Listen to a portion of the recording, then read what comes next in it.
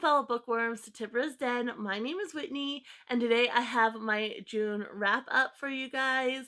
Had a really good month. There were originally 20 books on my TBR. Six of them I did not get to, and then I added an extra one. So we'll talk about all of those. Had a really good month though. A lot of these I really enjoyed. And so yeah, I'm really excited to talk about them all. Before we get started though, don't forget to hit the like button. It does help out the channel. And then also subscribe and hit the bell notification so you don't miss out on a thing. I'm going to be filming my July TBR right after this, and one of the pups is actually going to be helping me pick that, so it should be really cute. Definitely come back tomorrow to see that video. But let's go ahead and jump into these books. So I'll go ahead and start with the ones I did not get to. So the first one, of course, I've been continuing to roll over, and that is the Otherland series. This is the third book, Mountain of Black Glass by Tad Williams. I read the first two books. I want to say, I don't know, I can't even remember anymore. March or April, sometime around there, and I absolutely loved them so much. So I got the third one, and we got the fourth one as well. And I just haven't been able to work it in, especially with some of the other books I've been reading that have been really dense. This one is also really dense, and I just haven't worked it in. So I still really want to read it. The other two are still fresh in my mind. I keep thinking about this one. It's just a matter of working it in when I have so many other books I need to read. If I don't get to it this next month in July, if I'm not able to kind of work it in, I'm going to just hold off. I'm going to put the series aside so that way I'm not thinking about it anymore, because it does weigh on my mind. And when I'm in a better spot where I have less reads that I want to do, then I'll probably pick it up again. And luckily, the beginning does have like recaps of the previous books, so I don't necessarily have to read them, as long as it's not like years down the line. I can just kind of skim through the recaps and then jump in. But I still really want to get to this, so we shall see what happens there. The next ones I got were part of my 25 days of Bookmas books. I could have read the first one. I was planning on reading it yesterday, and I just wasn't feeling it. So I read the prologue and the first chapter, about 30 pages, and I still want to read this series, but just not at this time. Like, I've been reading so many fantasies, and this one, again, I was really having to kind of focus because the words, I was having trouble with the pronunciation, and I kind of hear words in my head as I'm reading, and so not knowing the pronunciation, I couldn't hear it in my head, and it was throwing me off. And so I decided, you know what, I'm not going to push myself. I've been reading a lot of fantasy. There's a lot of books in this series, so I think I'm just going to hold off. So the first book is Start of the Morning, and this is by Lynn Kurland. It's the Nine Kingdoms series. I can't remember exactly how many books is in the series, but it's a lot, and I have the first five. And so originally I wanted to read these, this month, but by the end of the month, I was like, you know what, I'll just read the first one, kind of see if it's a series I'm interested in, and then, I'll pick up the series later on. So I was planning on reading this one, but like I said, I wasn't going to force myself, and I wasn't feeling it. But based on the first two chapters, I think I will enjoy it. It's just not right now. So these are going to hold off. These are part of my 25 days of Bookmas books, but since I at least started this and gave it a try, I'm gonna count that because one of my goals was to read all those books this year. So I'm still gonna count that, because I gave it a try. Like I said, I just want to hold off and wait to read these. So those are the other five books that I did not get to this month. And like I said, I'm not rolling over those ones. I am gonna try to roll over Otherland, um, Mountain of Black Glass, but the Nine Kingdoms series, I'm not going to roll that one over. I'm just going to wait, and when I'm kind of in a better spot, I'll try to pick those up. Maybe after I finish the Dresden Files series, I'll have more space, and I do want to continue to working on series, so that one might go into that slot. We'll just kind of see how it works out. So Now we'll go ahead and get into the ones that I did read. I'm going to start with the one that I did roll over from May. I had read the first half in May, but it's a really dense book, and so I was kind of taking my time with it. And that is The Origin by Irving Stone. This follows the life of Charles Darwin. Originally, the first part of the book is his 5 years at sea when he's collecting specimens and such, which that's the part I read in May. I read the first part and really, really enjoyed that part. The second half of the book is he's home now. He's kind of um, like dissecting the specimens, he's writing his books, and it's just kind of his life and up until his death. I did have to push myself a little bit in the second part, especially towards the end, because it kind of he had this pattern of getting sick and then throwing himself into his work, and then getting sick and then throwing himself into his work. So it was kind of really repetitive. But prior to that, when he's kind of dissecting these animals, like he was on barnacles, that part was actually really, really interesting. And so overall, I really enjoyed this book. If you're interested in learning more about Charles Darwin, this is a good one to pick up. It's really well written. And Irving Stone did do a lot of research, and the family gave him access to like papers and such. So a lot of research went into this, and it is really well written, and it really gives you kind of a sense of who Charles Darwin was. So really, really good. Would recommend that one. The next one, this one I picked up first thing. I was so excited to read it, and it did not disappoint at all. That is The Girl Who Fell Beneath the Sea by Axie.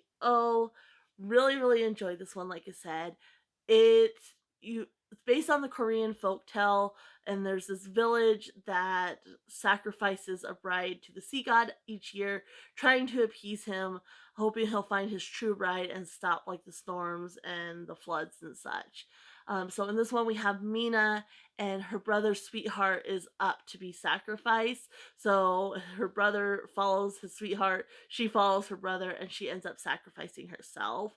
The bulk of the story, though, is about her trying to figure out what's going on with the sea god, and get him to stop these floods and such and save her people. But she only has 30 days, I think, because she's in the spirit realm, but she's living, and past 30 days, like, she can't stay living if she's in the spirit realm. So this one, I loved how it was done. There's a lot of like family generational like ties, there's stories within the story and everything. It was just really well done. I really, really enjoyed this one and would definitely recommend it. Next, we have the Kiss Quotient by Helen Hoang.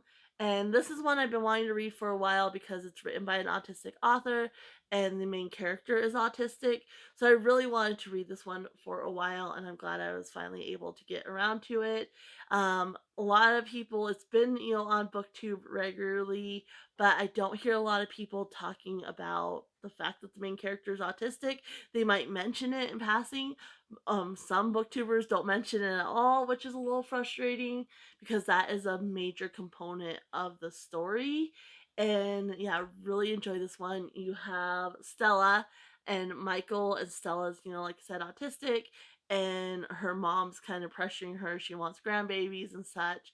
So she ends up hiring Michael to teach her basically how to date and how to, do romantic interactions and such. Um, Really, really good story past like the autistic aspects, which is why I think so many people enjoy it. But I connected to it on a whole different level because I could really relate to some of the struggles that Stella goes through. And so I do have a video where I kind of do an autistic walkthrough, and all the parts where I kind of related to, I talk about them and such. So if you're interested in that video, I'll definitely leave it linked down below. And there's videos talking more in depth about all these books. So you can go back through the channel and, you know, look at those videos if you're interested in getting a little bit more information about any of these. But yeah, this one is really well done. Fun little romance for sure. So next up, so I was for sure planning on reading one of these, but I had put both of them on my TBR. Ended up adding on another one for the series. So that is The Tiger's Curse Saga by Colleen Houck. and yeah, ended up falling in love with this. So in the first one, you have Kelsey and Ren. And basically, Ren is like a 300-year-old prince, Indian prince, and he was cursed to basically live as a tiger. He can only be a man for like 24 minutes a day. And in the beginning, he can't even turn into a man at all. Something happens and he's just not able to do that. So really, really enjoyed this series. Like I said, I read these first two books. Then my husband found the third one at one of the little used bookstores, Tiger's Voyage, and so I read this one right away as well. Had to order the other two and then the little novella that goes along with them. And I wanted to get to those ones, but obviously I had other reads I needed to do. And since I had to wait on them, I went ahead and started my other reads, and then I was able to kind of put them off.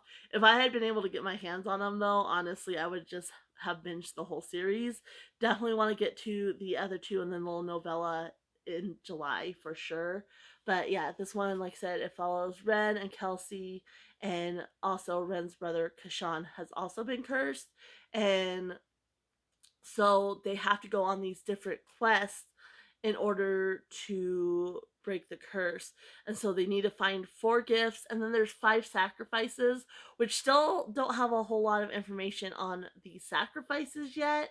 But four gifts, and each time they get a gift, the tigers can stay men a little bit longer, which I love. Like the it takes a lot from Indian mythology as well as other culture's mythology. So I think that was one of the critiques I saw like on Goodreads, was that it's supposed to be Indian mythology, but then you have all these other cultures too.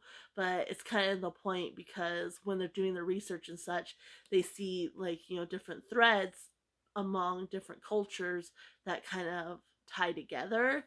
So yeah, really good. There is a love triangle, which is very dramatic, but I'm eating this series up.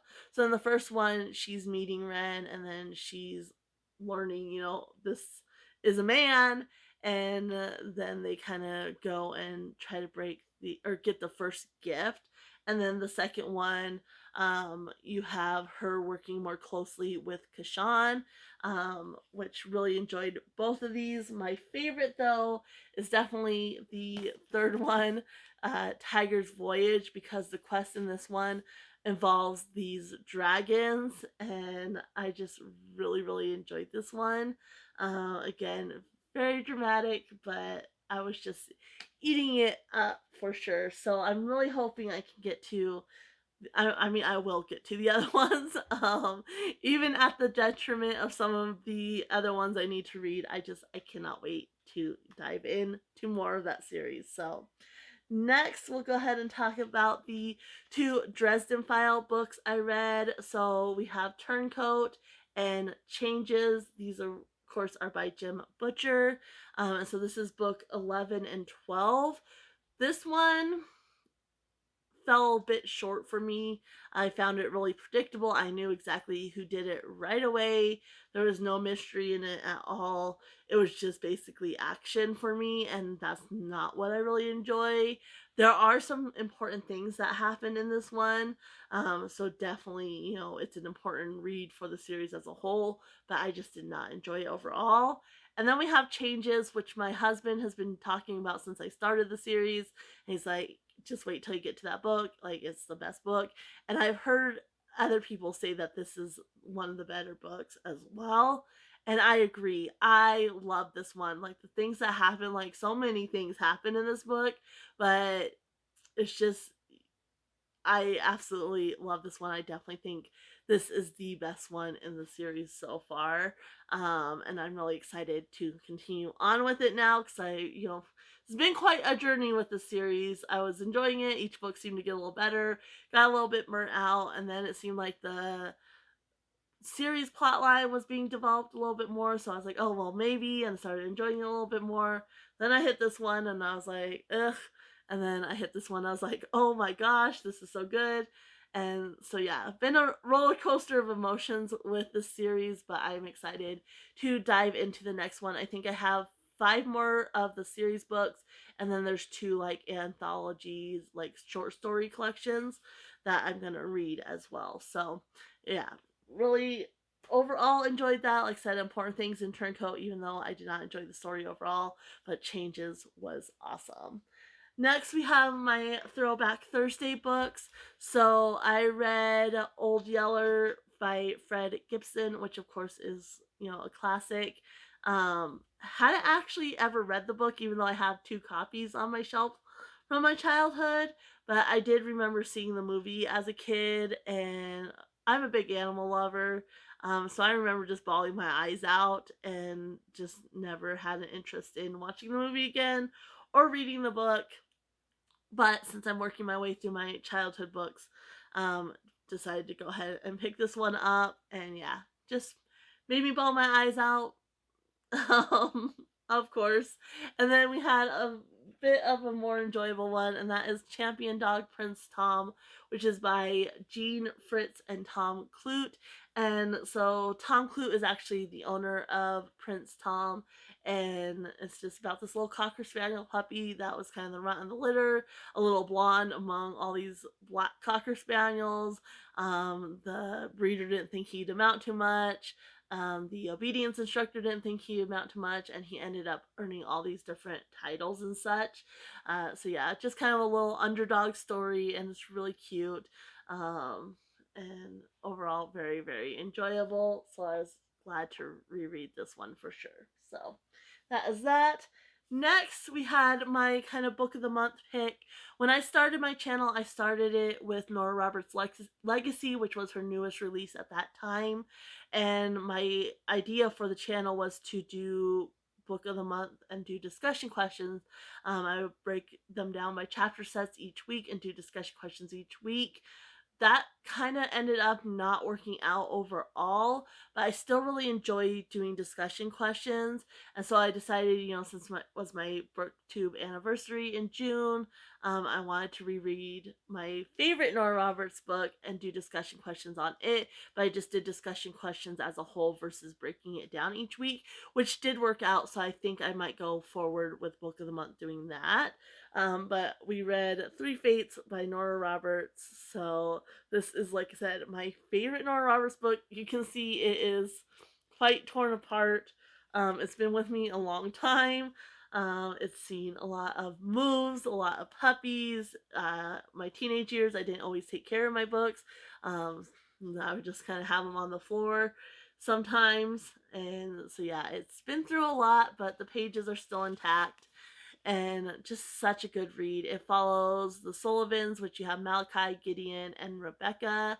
And their ancestor was a thief, and he stole this little silver statue, which is one of the 3 fates. And Malachi ends up getting duped out of that statue by Anita Gay, who's the antagonist in the story, because nobody knows they have this statue. It was reported the the mystery around the 3 fates. Nobody knows that they really existed in the first place, and if they did, the statue that the Sullivans had was reported to go down with the La Sistania. And so even if the statues are real, the one's gone essentially. And so, but Anita, knows, okay, this is the one that's missing, and so now she wants to reunite them because they're worth a lot of money reunited. So the Sullivans decide they're going to try to get their hands on the other 2 statues, and then try to figure out some way to kind of get back at Anita for stealing the first statue. But it kind of escalates from there. So, you have them in Ireland, and then they're in New York and Prague, and it's just a great adventure. It's really, there's a lot of action, there's a lot at stake. It is a romance on top of it, so you definitely have that romance element there as well. But just really enjoyable. You have that historical element with the Lusitania, which was a real ship that sank in 1915, and you also have that kind of mythology element as well. So a really good time. I do have, like I said, that video with discussion questions up. So if you read it, you can head on over and see that video, and you can just ponder if you want, or you can participate, whatever's comfortable for you. But yeah, really, really good read. Like I said, my favorite Nora Roberts book. So good. So next, we have some weird ones. So this is part of my ABC Author Challenge, and it's called The People's Act of Love. And I wasn't sure what I was getting into. I still don't even know my thoughts on this overall. Like, it was just so weird. But it's based on real things. Like, knowing that, I'm like, oh, okay. And I did end up giving it 4 or 5 stars. I can't remember exactly. I think 4 stars. Even though it's just weird, you have cannibalism, you have body part mutilation, because there's this very religious sect that think that, your sexual organs are basically the keys to hell. And that's real things, that real people, that in Russia there was cannibalism because people were starving, and so they literally would have companions that they were planning on eating. This religious sect was real as well. They're called like the castrates, I think. There's another name for them, but I don't know how to pronounce it, so I'm not even gonna try. But yeah, and then it's just crazy. Basically, you have this small village, and you have Anna Petrovna, who is a widowed mom of a young boy. I think he's around 9, based on what I could figure out. You have this religious sect that just are very fanatic. And then you have these Czech soldiers, and there's also a shaman that's there at the time. And enters Samarin, who is an escapee from like this Russian prison up north. And he comes in, and at the same time, the shaman ends up dying. And so they're kind of investigating, but he has this outlandish story. So they don't know if it's him or if it's this guy he says is following him and such. And just, it was really, really weird and really, really wacky. But knowing like it's based on these real people, like this real religious sect, and the cannibalistic people and such, just crazy. And it was during a time where Russia was in a civil war as well. So um yeah, it is something else. It was really well written though, and there was parts like where he's kind of introducing, so like Anna Petrovna's backstory, and then Samara's story of escaping the prison and such. Those parts were my favorite. They were really well written. I really enjoyed those. But like the present day parts, I had no clue what was going on, and I was just like, "What is up with this book?"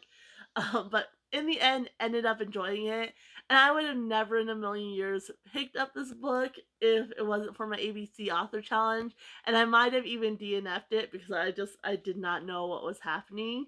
But in order to complete the challenge, I have to read these books. So I'm so glad I did though. I don't even know. I know this is not a book that everybody would enjoy, but I ended up really, really enjoying it. So People's Act of Love by James Meek. Then I read my another ABC Author Challenge book, and that's Natasha Preston's The Cellar. And this is a young adult like thriller type. It does have kidnapping. It does have um, unwanted sexual interactions and such. So trigger warnings for those. And this one, the logic of the book kind of fell a little short for me. It wasn't as well developed as it should have been. And so this one left me a little confused as well. Like, I was like, why is this man kidnapping, these girls? Like, you kind of get a glimpse at that, but like, he has 4 girls, and they're 4 flowers. And it's like, why the 4 girls and why these 4 flowers? Like, it's just not very well developed at all.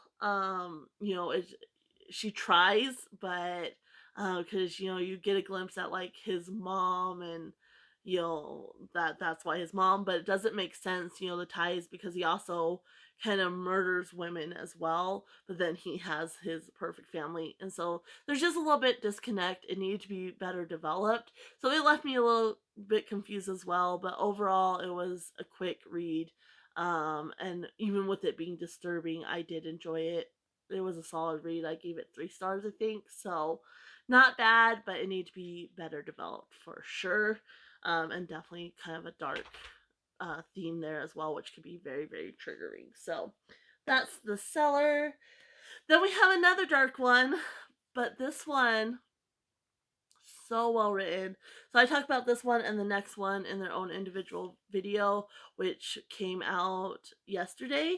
And so that's My Dark Vanessa, and this is by Kate Elizabeth Russell. And so this one follows Vanessa, who had an affair with her teacher as a 15-year-old girl, and then now as an adult, somebody else came forward reporting the abuse that was done to her by this teacher, and she's trying to get Vanessa to come forward as well because nobody's believing her, and she's like receiving death threats and such. So she's like, you could help with this if you just come forward with your story. But Vanessa doesn't think of herself as a victim. She thinks that she went into this willingly, and that she was never forced or anything like that. But when you're reading her story, like, you can tell she was definitely groomed, and past that, even if she was just groomed and she thought everything she did was consensual, it wasn't all consensual. Like, there's several instances throughout the book where you see that she was not consenting at all. But so you just kind of go through kind of her story. You have the flashbacks from when she was 15, and then forward to when she's an adult as well, and her just really struggling to come to terms with the fact that she was groomed and she was abused by this man. So really, really well written. This author, it took her 18 years to write this book, and so as triggering as it is and as heavy of a topic as it is really, really well done. And this is a book, I've seen it come up a couple times on booktube, but I haven't seen anybody really talking about it. So I would love to see more people reading this and talking about it if it's not too triggering for them. Because, like I said, it is upsetting for sure. So, but really well written, really well done. Um, Strongly encourage that if it's something you think you can read. The next one I read is A Daughter of the Moon Goddess by Sue Lynn Tan. So this one obviously has been all over BookTube. So many people are talking about it. So many people loved it. It was a really good book, don't get me wrong, but it did fall a little bit short for me. I don't think it's as good as all the hype has made it out to be. There was some things that felt a little bit done for like dramatic effect and such versus true to the characters in the story. But that aside, like, it was really well written overall, and I enjoyed the story. The atmosphere was my favorite, like chef's kiss for that. But it's basically the daughter of the moon goddess Xingyin. The moon goddess is based on the Chinese moon goddess Chang'e, and so you have Xingyin, and she ends up having to flee because she kind of comes into contact with her magic, and it alerts the celestial empire that something's happening, and her mom's been banished, and so she's not supposed to be doing anything suspicious or anything like that. So Xingyan ends up fleeing and goes undercover, and she ends up training alongside the prince of the celestial empire. The celestial empress hates Xingyan. The celestial emperor is kind of not a good guy either, and so she's main goal is to find a way to free her mother. So there's a lot of years that pass in this time frame because they are immortal as well. So you have years of her just spending time as the prince's companion and training alongside him, and then she ends up going into the army, and so she's training for that, and then she ends up going on these missions, and just kind of down the line. But really, really good. It's a duology, and so the second one will be coming out in November. Definitely going to be picking up that one.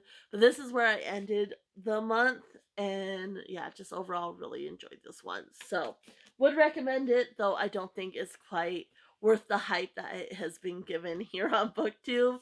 It's still really good, and I would strongly recommend it to be read as for sure. So that is all the books I read this month. Like I said, overall really, really good month. So many great books that I read. If you've read any of these, definitely let me know. Or if any of them are on your radar and you're interested in reading, let me know that as well. I'll go ahead and leave you here. Don't forget to come back tomorrow to see my July TBR, and I'm going to go ahead and leave you. Happy reading, everyone. Bye.